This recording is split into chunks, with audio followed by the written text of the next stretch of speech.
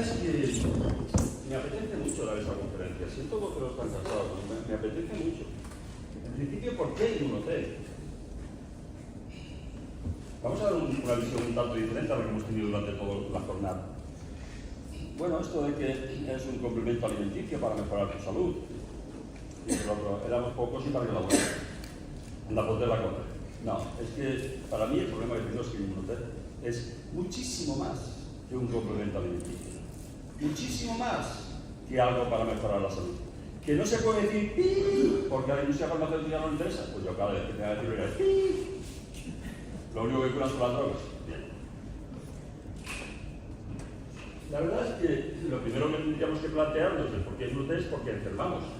Y hace poco me decía un amigo una frase de acá, que seguro estaba sacada de contexto, que decía que si hacíamos un Inmunotech para enfermos tendríamos un Inmunotech enfermo, y si teníamos un Inmunotech para sanos tendríamos un Inmunotech sano. Si es verdad que si hacemos un Inmunotech para sanos no tendremos problemas, si hacemos un Inmunotech para enfermos podremos tener muchos problemillas que estos enfermos nos comunicarán. Pero a mí esto no me parecía correcto, porque en primer lugar, si por una deformación profesional o por lógica, si hay alguien que está enfermo y que yo le puedo ayudar, para mí esto es lo primero. Me da igual los problemas que dé. Pero en segundo lugar, porque ¿dónde encontramos a personas sanas? Si el que no toma una pastilla toma 5. Claro, lo primero que tendríamos también es que intentar entender por qué estamos hoy día todo el mundo enfermos. Es que puede, yo desde que soy pequeño hasta ahora, es que no he podido crecer esto de las enfermedades tanto. ¿Cómo podríamos intentar entender que esto tenga que ser así? Bueno, veamos un poquito algo de por qué se forma la enfermedad o cómo se forma la enfermedad y después veamos cómo nos puede ayudar Inmunotech en este tema.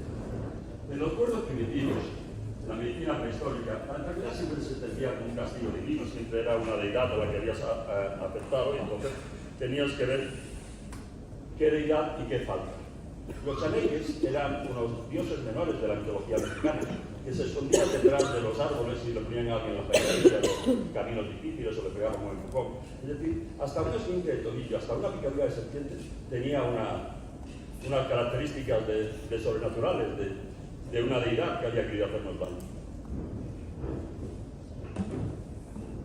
Todo esto cambia en el 400 a.C. con la llegada de Hipócrates de Cos. Hipócrates de Cos, bueno, su padre era médico, él cuando era joven empezó a viajar por un sitio y por otro, y empezó a asociar las enfermedades con una serie de hábitos, una serie de costumbres, una serie de historias, y él nos decía al final que el cuerpo estaba constituido por 4 humores, la bilis amarilla, perdón, ahora está ahí.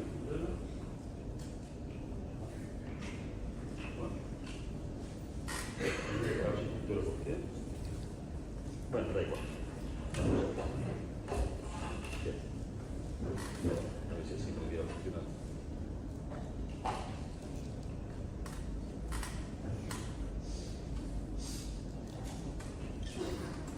Vale. Ahí lo veo y aquí no. Vale, sigamos. En principio nos decía que el cuerpo estaba formado por la bilis amarilla, la bilis negra, la flema y la sangre, y que era el equilibrio entre estos 4 mundos.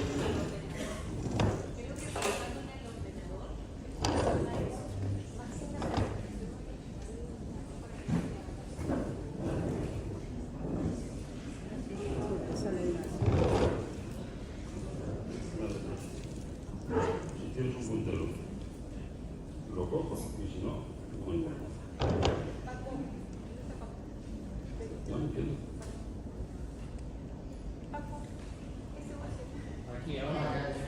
No, pero el puntero no. ¿Sí? A ver. No, espérate, no.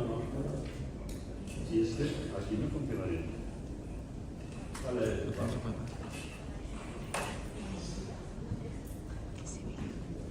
No sabe.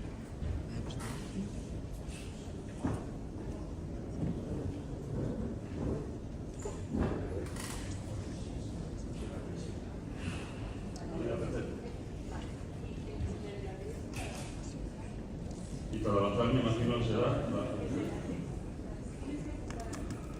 Arriba del proyecto. más. perfecto. Utilizo este y después una de estas. No te preocupes, no te preocupes. Se va a entender. Cuando tenga que señalar algo, señalo con esto. Vale, perfecto, gracias. Entonces, la verdad es que en la medicina hipocrática no hay, se conoce en la medicina de la religión. En la medicina hipocrática no hay ninguna sola referencia a una enfermedad que tenga carácter sobrenatural. Todas las enfermedades son humanas, son lógicas, son por causas naturales, etcétera, etcétera. Es decir, argumentando que la enfermedad no era un castigo infligido por los dioses, sino la consecuencia de factores ambientales, la dieta y los hábitos de vida.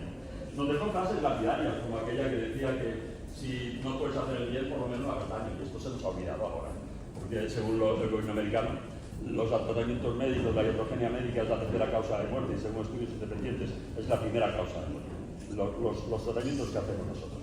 Entonces creo que esto se nos ha acabado. Se nos ha olvidado. La otra cosa que se nos ha olvidado más importante todavía es aquello que dice que la comida sea tu alimento y tu alimento tu mejor medicina. Y se nos ha olvidado porque en la carrera de medicina no tenemos ni una sola asignatura que se llame nutrición, y porque a los niños cuando aguantan bien la quimio de premio le dan una Coca-Cola en el hospital. Entonces también se nos ha olvidado esto. La verdad es que la medicina hipocrática es considerada pasiva. El enfoque terapéutico se basaba en el poder curativo de la naturaleza. El cuerpo contiene de forma natural el poder intrínseco de sanarse y cuidarse. La terapia hipocrática se concentraba simplemente en facilitar este proceso natural. Hipócrates decía que si el cuerpo haya aprendido a curarse por fuera, y es un milagro lo que ocurre con una postilla, lo que pasa debajo de una postilla, porque no se regenera la piel, se regenera la piel, el pelo, el folículo sensitivo, la glándula sudorípara, se generan todas las estructuras perdidas. Igual que hemos aprendido a curarnos por fuera, hemos aprendido a curarnos por dentro. Entonces, se preocupaban de que el paciente estuviera calentito, bien cuidado, con cariño, bien alimentado. ¿Quién diría que cuando vas a un servicio en media hora te han llevado por arriba, por abajo y tú estás sintiendo el próximo por donde ya, ¿no? Es decir, ¿quién diría que te trataban así de bien, no? Pero además la bebida hipocrática eran algunas plantas, algunos minerales, pero sobre todo vino caliente y miel. La miel te daba la energía que en un momento determinado te hacía falta porque estabas débil, porque estabas enfermo. Y el vino, si te tocaba irte, por lo menos te iba contento, ¿no? Por lo menos te ibas menos agobiado. Entonces la verdad es que tenía todo el sentido del mundo. El problema es que esta idea de Hipócrates sobre ese equilibrio interno de los humores es seguida por Galeno en Roma y por Avicena en el mundo árabe y por Paracelso y por toda la medicina durante la Edad Media. Y la idea de Hipócrates de que es ese equilibrio interno, esa homeostasis corporal, la responsable de la salud, y cuando la perdemos de la enfermedad, a la cual vamos a recuperarla a través de la dieta y a través de la higiene, esa idea dura más de 2.200 años. Y no se cuestiona. En 1881, Louis Pasteur ingresa a la Academia de las Ciencias de Francia por su teoría magistral de las enfermedades infecciosas. A partir de ahí nos dice que ya las enfermedades no es porque perdamos el equilibrio interno, que ahora son unos bichitos muy pequeñitos que le pueden atacar a cualquiera, y al que le ataquen lo mandan a la cama, sino a sitios peores. La cosa había empezado un poquito antes. Había empezado en 1595, cuando Zacharias Janssen inventa el microscopio en 1595, a la edad de 7 años. La verdad que estaba jugando en el trabajo del padre, que era fabricante de lentes, con 2 o 3 lentes, pone una encima de otra y así consigue que los objetos sean hasta 6 veces más grandes. Bueno, esta tontería empieza a desarrollarse y se desarrolla el microscopio cada vez más potentes y mejores, que sirven no solamente para los investigadores, sino también para la alta sociedad, para recrearse. Y durante más de 275 años, la gente entiende que si coge el agua del río tiene unos bichitos, si coge el pus tiene otros bichitos, si coge el semen tiene otros bichitos, y los bichitos cambian dependiendo de la muestra que tú has visto. Porque el problema es que Pasteur no era médico, Pasteur era químico. Su padre sirvió en los ejércitos de Napoleón. Cuando vuelve al pueblo monta una frutería, manda al niño a estudiar a París, pero el niño le gustaba más pintar, le gustaba más otra serie de historias, y entonces fracasa en sus estudios, vuelve con un bachiller de letras, que en aquella época era considerado un bachiller inferior, y tiene que volver otra vez, y ya en la segunda vez que vuelve, consigue sacar un bachiller de ciencias y un grado en químicas. Pero era muy habilidoso en sus relaciones con los demás, fue el protegido de la emperatriz María Eugenia y de Napoleón III, se casa con la hija del decano de la Universidad de Estrasburgo, allí es nombrado suplente de químicas, se jubila entonces el profesor y él pasa a ser un poquito pues, el que enseñaba la química allí. Pero al principio era muy habilidoso, y se pasó toda su vida peleándose con todos los médicos de la época, que le decían que eso no podía ser, que eso de los visitos no podía ser. La verdad es que ya al final de su vida, en el hecho de la muerte, él le dijo, Bernard lleva razón, el agente no es nada, el medio lo es todo.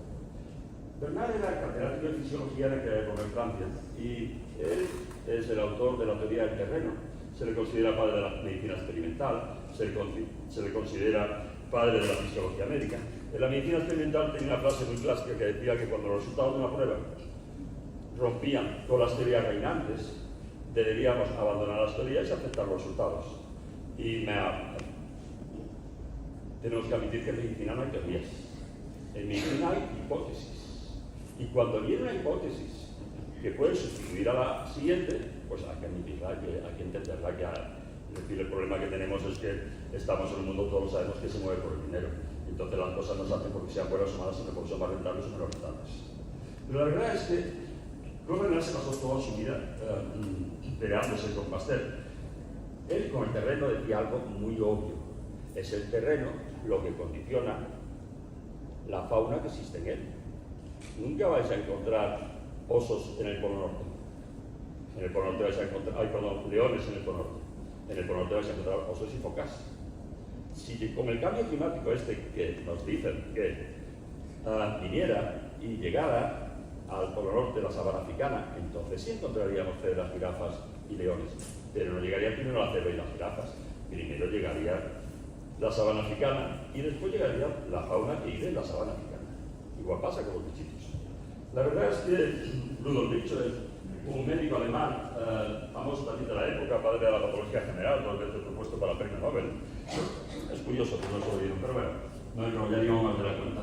Él intervino en esta discusión de los dos diciendo que no parecía que los microbios fueron los causantes de la gente del tejido enfermo, sino que buscaban el tejido enfermo como su hábitat natural. Él nos decía, igual que los mosquitos buscan el agua, necesitan el agua estancada y putrefacta, pero son los causantes del agua estancada y putrefacta. Todos los médicos de la época se le echan encima.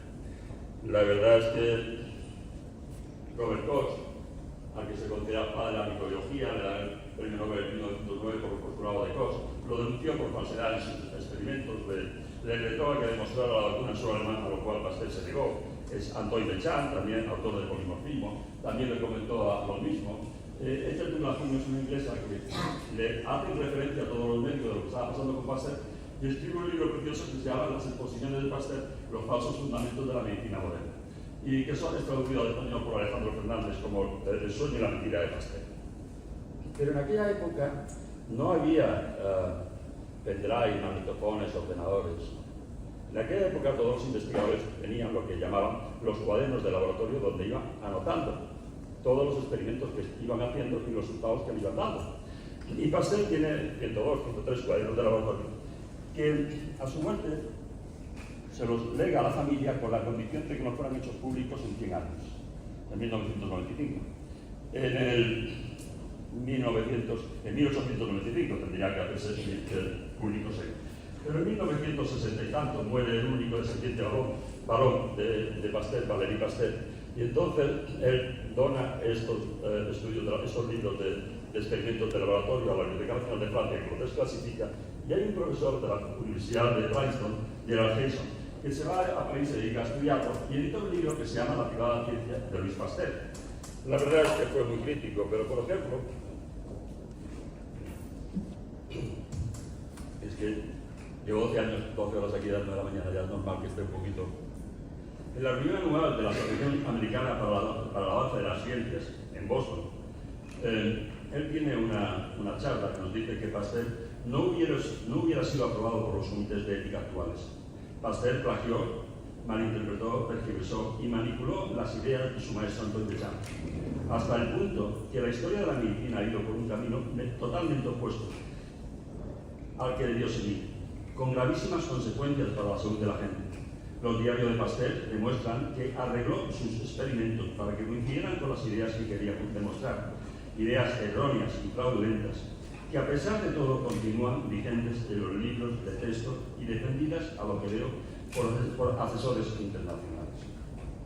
Claro, el problema es que si, como decía Bernard, para tratar las enfermedades, que tuviéramos que conseguir un medio sano, ideal, en el que se desarrolla la salud, habría un camino para tratar todo, que sería llevar al organismo hasta esa homeostasis, hasta ese equilibrio natural.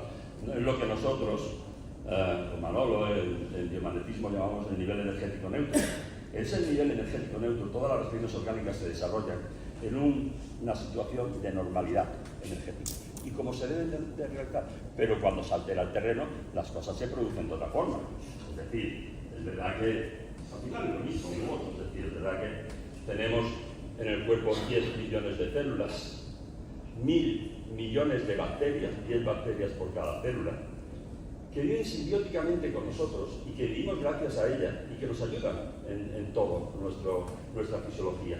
Pero esas bacterias se desarrollan en un nivel energético neutro, en un pH dentro de la célula de 7,0, fuera de 7,2, 7,4, en unas condiciones muy estrictas.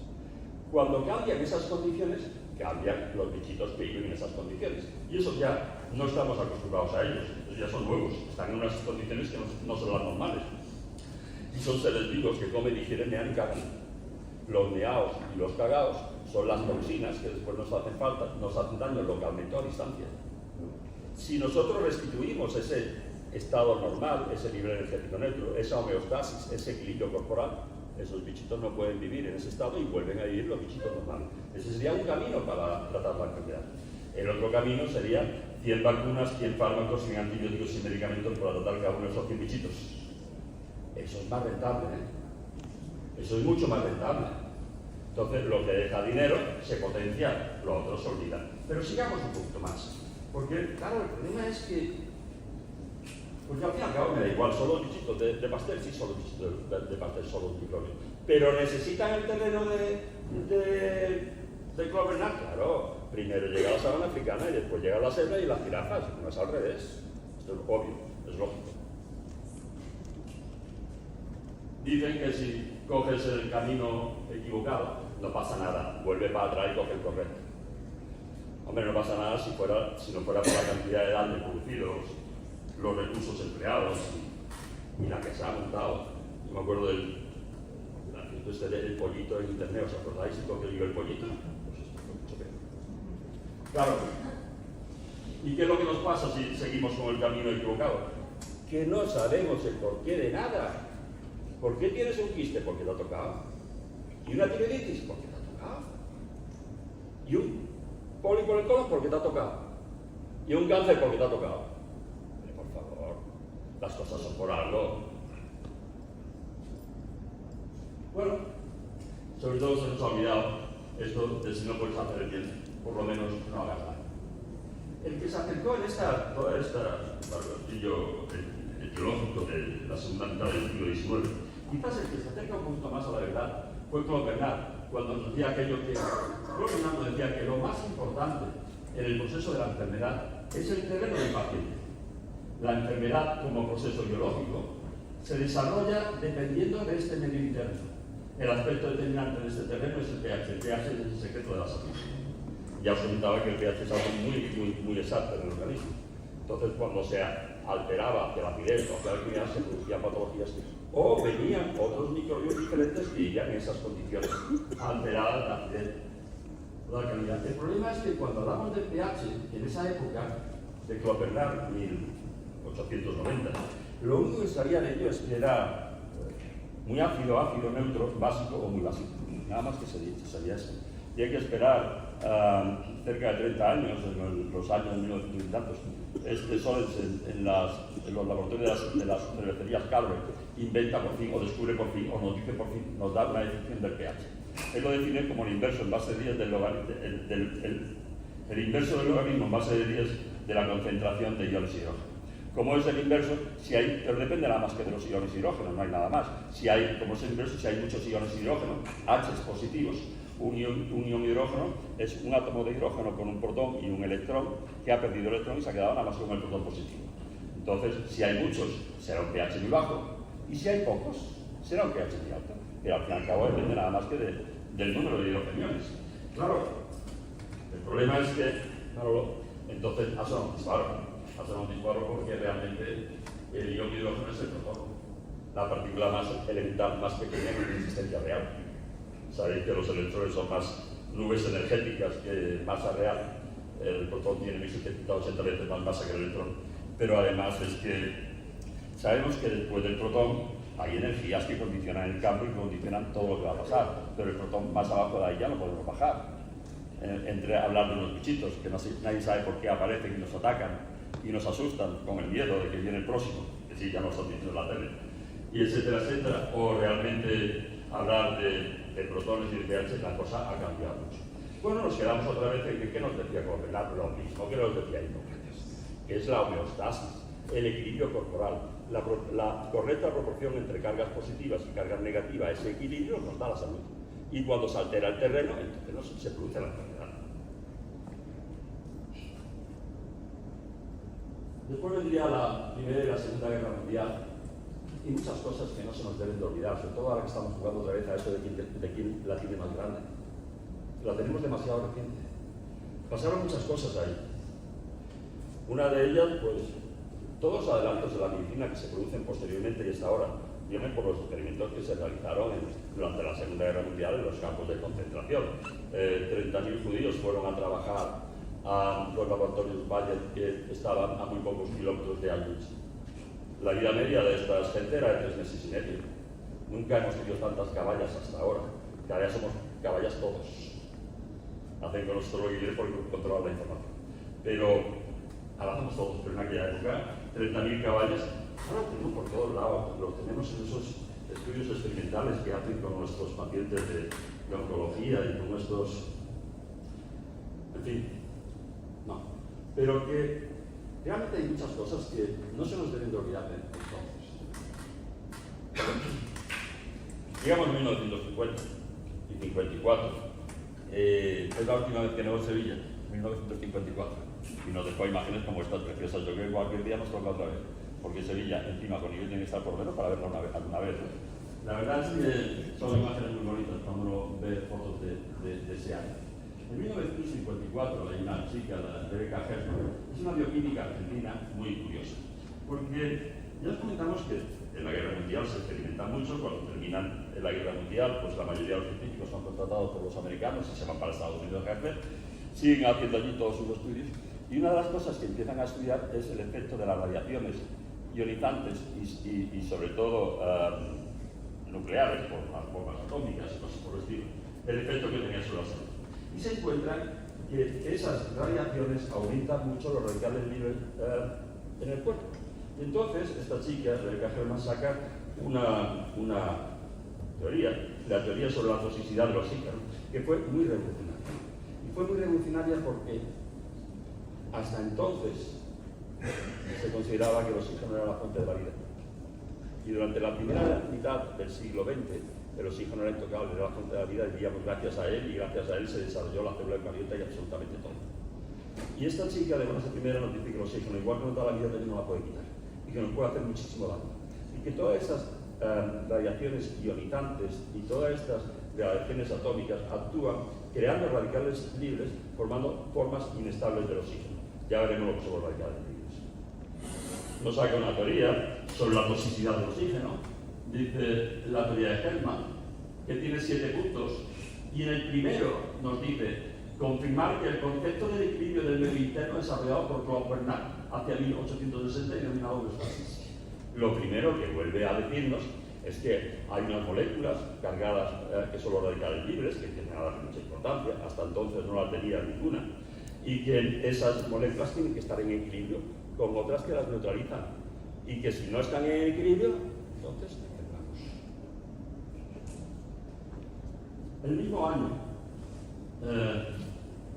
Denham Harman es un profesor de la Universidad de Pensilvania, asociados a... Y entonces él se encuentra algo muy tonto, y es simplemente pues, que en las personas cuando van envejeciendo se encuentran más radicales libres, porque se pone de moda medir los radicales libres, y nos saca la teoría del envejecimiento de los radicales libres. En 1954, Denham Harman es reconocido por la comunidad científica como el padre de la teoría de los radicales libres del envejecimiento y del estrés oxidativo que acompaña a la enfermedad. La verdad es que aquí falta decir, es reconocido por la comunidad científica anglosajona, que siempre tira para ellos. La descubridora de los radicales libres, la que tiene un mérito impresionante, la que fue una mujer muy adelantada a su época, que se enfrentó absolutamente con todo.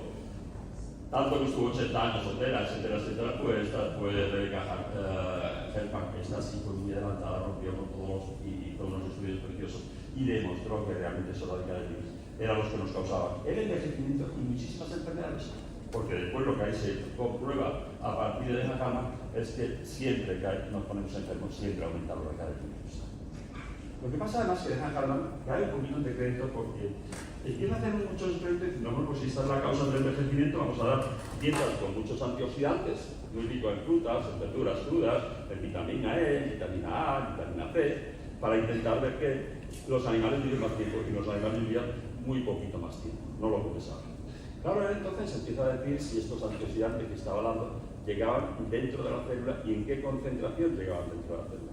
Pero después se encuentra que dentro de la célula llegaban, pero dentro de las mitocondrias no. Entonces, los radicales libres, el 90% de los radicales libres, él pensó que se formaban dentro de las mitocondrias, dentro de las células y dentro de las mitocondrias unos corpúsculos intracelulares, que ahora hablaremos un poquito de ellos, y hasta ahí no llegaban esos radicales libres, no podían neutralizarlos. Y él nos saca entonces, 20 años después, la teoría mitocondrial del envejecimiento. Entonces nos viene a decir que se planteó la hipótesis de que el verdadero culpable del envejecimiento biológico era la mitocondria, eran los radicales libres que se creaban en la mitocondria. Tienen que pasar 20 años más y en los años 90 se confirma que la mayoría de los radicales libres son producidos por las mitocondrias. Bueno, vale. Estamos en 1960. La curiosidad por esos radicales libres y sobre todo por las moléculas encargadas de neutralizarlo coge una importancia bestial, se hacen muchísimos trabajos, muchísimos estudios y empieza a investigarse muchísimo sobre los radicales libres y sobre los antioxidantes, sabiendo que lo que se encuentra es muy fácil, es que los radicales libres aumentan siempre que hay una enfermedad. Y cuanto más grave la enfermedad, más aumentan los radicales libres. Y cuanto más aumenta el cáncer.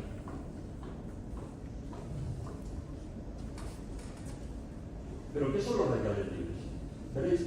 Bueno, yo creo que esta gente en un minuto lo explica mejor que yo, que ya estoy cansado, hablo más, listo, en un minutito a ver. Los radicales libres son moléculas inestables que han perdido un electrón a causa de la contaminación, los rayos ultravioleta, el tabaquismo o por mismos procesos que son... Es decir, los radicales libres son nada más que moléculas que les falta, que tienen un electrón desavariado en el último orbital. Así te lo roban a la siguiente molécula Y entonces como un círculo vicioso. Está deseando robar un electrón a otra molécula. Provocando un daño en la... Con lo cual crea un radical libre en esta molécula que se forma una reacción en cadena hasta que llega un antioxidante que le cede ese electrón que le falta en su último orbital y lo neutraliza. ¿Está claro? Bien. Esto, bien. Este hombre también nos va a explicar un poquito lo mismo. Solo requiere libre desde el punto de vista clínico. Todas las grandes enfermedades del siglo XX. Estas afirmaciones se basan en la reacción química entre los antioxidantes y unas moléculas llamadas radicales libres presentes en los seres vivos. Los radicales libres son moléculas inestables que se encuentran en las células. Atacan a otras moléculas próximas en un intento de robar un electrón para recuperar su estabilidad. Cuando la molécula atacada pierde ese electrón, se convierte a su vez en un radical libre y se inicia así una reacción en cadena.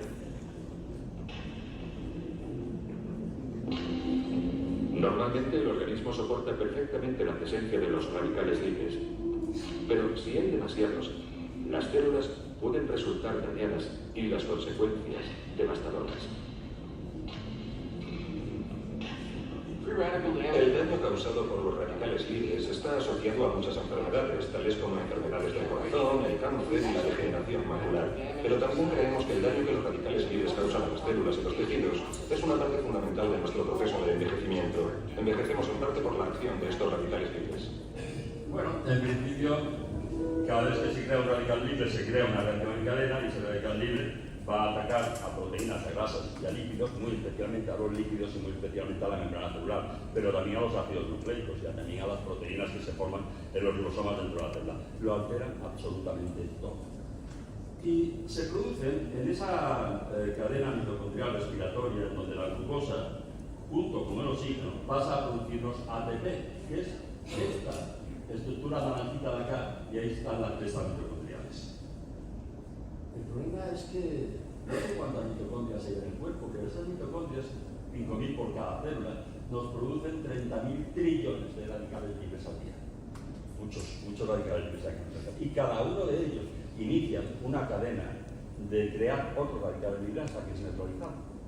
Y esto lo fastidian absolutamente todo. Los radicales libres, lo más importante, son la especie reactiva del oxígeno. Y de estos 6, quizás los 3 que son en negritas son los primarios, que es los que se crean dentro de la mitocondria, los demás se crean por reacciones entre ellos, unos con otros, y entre los secundarios con los primarios. Pero estos primarios, el radical hidroxilo, el antiperóxido, quizás el más importante y el que más desarrollamos es el radical hidroxilo, OH, porque además hay otras vías, la vía de Fenton y otra serie de vías por las cuales se nos puede producir más cantidades de radical hidroxilo que ya sea el más nefasto. Bueno, pues ahora tenemos que contrarrestar 30.000 trillones de radicales libres. Y para eso el cuerpo tiene dos mecanismos. Uno, los antioxidantes enzimáticos internos que se producen dentro del propio cuerpo, la superoxidasa, las catalasas y el glutatión, especialmente, ya hablaremos ahora del glutatión. Y otros son los antioxidantes no enzimáticos externos, vitamina A, vitamina E, vitamina D. Los primeros son muchísimo más potentes que los segundos, muchísimo más potentes que los segundos. Pero tenemos un problema muy grande, y es que los radicales libres se forman dentro de las células. Y para atravesar la membrana celular, los radicales son unas proteínas, y las proteínas necesitan un transportador, necesitan otra proteína que se fije a ello y lo lleve fuera de la membrana, fuera de la célula, o los meta de la célula para adentro. La proporción fuera de la célula es miles de veces menor de glutatión que dentro de las células. Sin embargo, en la mitocondria, la concentración de glutatión es el doble que dentro de la célula. ¿Eso qué quiere decir? Muy fácil, que la mitocondria tiene una membrana con muchísimos transportadores para coger el glutatión y meterlo dentro de la mitocondria, que es donde se producen los radicales libres, donde hay que neutralizarlos, pero que muy poquitos salen hacia afuera de la célula para neutralizar los poquitos radicales libres que hay fuera, pero no hay mecanismo para coger el glutatión de fuera de la célula y meterlo dentro de la célula, o de estos antioxidantes enzimáticos. Hay que producirlos dentro de la célula, que es donde tienen que actuar. No podemos atravesar esa membrana celular. ¿De acuerdo? Realmente los primeros son mucho más fuertes y mucho más importantes que los segundos. Y dentro de los primeros nos encontramos que el glutatión es el mayor antioxidante enzimático endógeno intracelular. Se le conoce como el antioxidante maestro. Regula también todos los demás. El cuerpo humano, especialmente el hígado, produce entre 8 y 10 gramos día de glutatión para contrarrestar estos 30.000 trillones de radicales libres. Una alimentación sana, rica en frutas y verduras frescas, porque el calor ya hablaremos ahora de estudio, puede proporcionar unos 150 miligramos diarios. 150 miligramos son 0,15 gramos. Hasta esos 10 gramos que necesitamos, el resto lo tenemos que producir nosotros localmente dentro de nuestras células. No lo podemos coger por alimentación. Ahora veremos también algo de por qué. Bueno, lo que se encuentra es esto. Es que hay unos prooxidantes, que son los radicales libres, que tienen que estar en equilibrio con unos antioxidantes, de los cuales el más importante, con mucha diferencia, es el glutatión. Y cuando se pierde este equilibrio y los radicales libres son más numerosos y pesan más que los antioxidantes, se les produce el daño oxidativo y la enfermedad. Y cuando hablamos de la enfermedad podemos hablar de diabetes, trastornos neurodegenerativos, Alzheimer, Parkinson, aterogénesis, cáncer. Pero sigue, no existe enfermedad que curse sin aumento de radicales libres. Qué bien, porque la verdad es que el glutatión son 3 aminoácidos, glicina, cisteína y glutamato.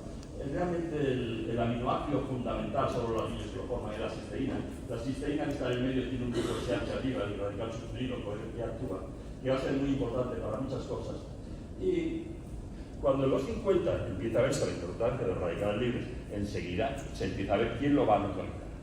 Y se encuentra que el glutatión, que se había descubierto en 1890 y tantos, pero se aisló en 1927-28 en Inglaterra, el Nobel por esto, pero se catalogó como un antioxidante potentísimo, probablemente el mayor antioxidante del mundo, y ahí se deja, ya está, no se perdió el interés.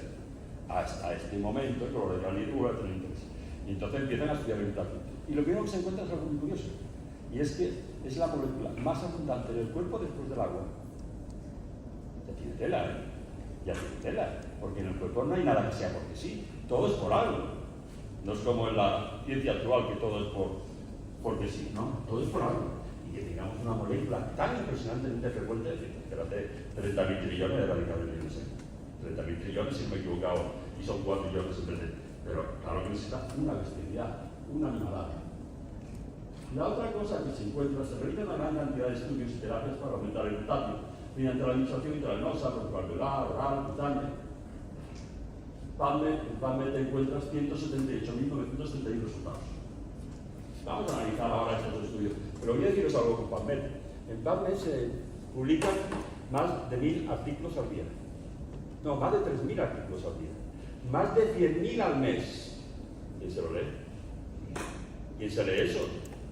Y después de 8 horas trabajando, los laboratorios nos hacen lo que son los abstractos. Y estos estudios que tienen 20 páginas, te lo resumen en media y te dicen, mira, te lees esto y ya leí el artículo. Joder, después de 8 horas trabajando, estoy hasta aquí, me quiero tomar cerveza. Cuéntamelo. Tú no te preocupes. El comercial, el representante, encantador, te lo explica todo perfectamente lo que tú tienes que saber. Y la formación del médico, una vez terminada la carrera, está al 100% en manos de la industria farmacéutica. Y PubMed es, en fin, la medicina basada en la evidencia no miente. Cuando tengan que hablar de esto de curar y de pi, porque no se puede decir porque el farmacéutico no, pero pi. Entonces lo que quiero deciros es que se hacen muchos estudios. Lo primero que se hace es que se empieza a darle un montón de glutatión a la gente. Se inyecta, se le da por inhalación, a través de cremas, pero no aumenta el glutatión intracelular. Hemos dicho, verás, las proteínas, aparte que se tienen que formar dentro de la célula, tienen que ser tuyas.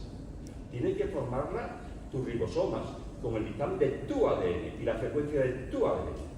Cuando tomas proteínas extrañas, tienes que no rechazarlas, un trasplante de hígado, de riñón, de corazón, tienes que tomar inmunosupresores de por vida. Y aún así siempre se te termina rechazándolo. Las proteínas extrañas, primero, no son tuyas y se rechazan. Segundo, cuando las ingieres, los aminoácidos, los ladrillos que las crean, están unidos unos a otros por un enlace peptídico, y en el estómago tenemos la toxina gástrica que va específicamente a ese enlace peptídico. Lo fraccionan, pasan al intestino como aminoácidos, lo absorbemos como aminoácidos, y dentro de nuestro cuerpo tenemos que formar nuestras propias proteínas. Después se encuentran que, bueno, pues si no podemos dar glutatión porque no llega a su sitio, vamos a ver estos 3 aminoácidos que las tienen que formar dentro de la célula, cómo están dentro de la célula: la glicina, el ácido aspartico y la cisteína. Se encuentra que el aspartamo y la glicina son muy abundantes dentro de la célula, pero la cisteína no. Hay un montón de problemas con la cisteína, no hay suficiente cisteína dentro de la célula, entonces dan cisteína y no llega. Entonces, bueno, es que el calor la destruye y tenemos que alterar los productos de fabricación de los alimentos o de la ingesta de esta cisteína. Muy bien. Y la recubre, todo llega y tampoco llega a la célula. Entonces sospechan que es venenosa para el cuerpo. Y cuando pasa el estómago, nuestro sistema inmune la destruye. No era correcto. Lo que se encuentra posteriormente es que para que la cisteína pase a la sangre y camine por la sangre hasta las células, necesita una otra proteína que la transporte. No puede ir sola. No puede ir sola. Entonces hay poca proteína que consiga llegar esa cisteína hasta las células, y el aumento de la cisteína dentro de la célula aumenta pero poquito. Y se pierde un poquito el interés por esta investigación a través del glutatio o a través de la cisteína. Lo que sí es cierto es que todo lo que se ha producido se tiene que gastar. Entonces ahora nos meten a todo el glutatio intravenoso en todas partes. Está de moda, o en cremas, o lo que sea. El glutatio está de moda como antes tuvo otra serie de cosas. Pero no se puede dar así. No se puede dar así. Ahora, ¿qué más nos viene por acá? Gustavo Brus es un médico italiano que migra a Estados Unidos, como muchos de mi época. ¿Sabéis por qué emigrábamos? Todos mis amigos se fueron para Estados Unidos, etc. ¿Sabéis por qué emigrábamos todos a Estados Unidos o a Misea? Porque terminábamos la carrera, habíamos pocos médicos y íbamos directamente al paro.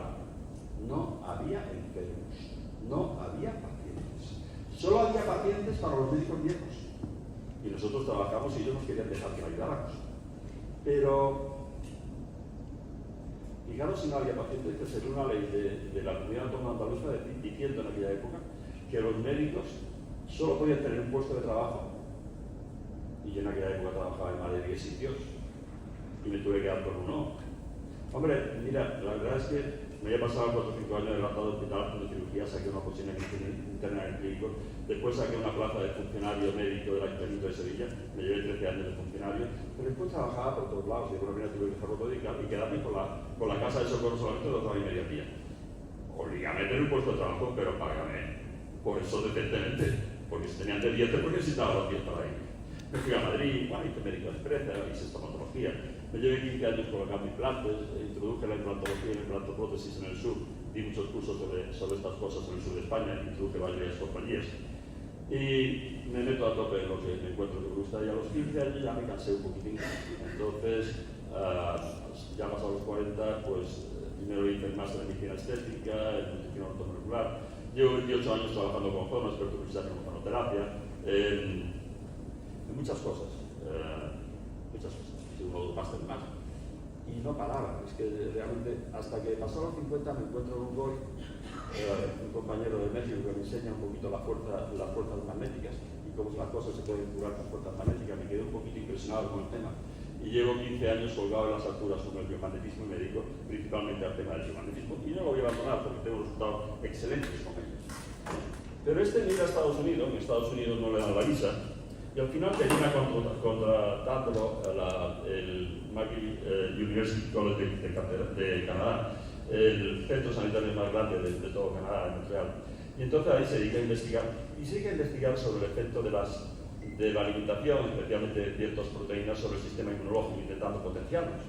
Un día recibe una partida de los fabricantes de queso de Francia, tenían demasiada suero de leche, que es el agua que queda por arriba del queso o por arriba de la mantequilla cuando cuaja, esa agüita que queda por arriba. Entonces ya no se da cuenta y ya tenían los ríos y todo inundado. Entonces le mandaron un bidón a este hombre por si se podía hacer algo con ello.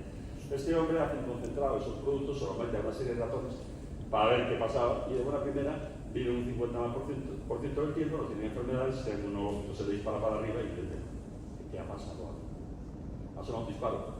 Pide más leche, le manda más leche y ahora resulta que la segunda no hace ningún efecto y fracasa el experimento. Empieza a indagar y es que la segunda había sido pasteurizada, había sido calentada y el calor destruye la cisteína. Entonces vuelve a pedir más leche sin pasteurizar, vuelve a encontrar, etcétera, etcétera, etcétera. Y en 1978 Gustavo Brus comienza la investigación sobre el glutatio en el Hospital McGill University en un concentrado de celuláceo junto a la doctora Patricia Conza. Bueno, se habían encontrado un gordo. Vamos a investigar a ver qué es. Y empiezan a ver un montón de cosas. Empieza a ver que realmente había una sustancia especial que era la cisteína, que estaba de una manera muy especial, que era con 2 moléculas de cisteína enlazadas a través del grupo sulfúrico, de ese grupo SH que habíamos dicho, pierde el H y los 2 azufres se unen unos a otros. Y ese disulfuro de cisteína, eso es lo que se encuentra que había en ese suero de leche. Ese disulfuro después se ha mejorado la fórmula para que sea más efectiva, pero pasa bien en el estómago, no es un enlace peptídico, no lo destruye la pepsina gástrica, le afecta poco el calor, aunque hoy día se refuerza con una cubierta proteica para que lo resista mejor todavía. Pasa al intestino, se absorbe y se encuentra que el mejor transportador por la sangre de la cisteína es otra cisteína. y que cuando van dos moléculas unidas aumenta la cantidad de cisteína intracelular mucho y la producción de glutato entre un 20 y un 30%, hasta un 35%. Qué curioso, ¿verdad?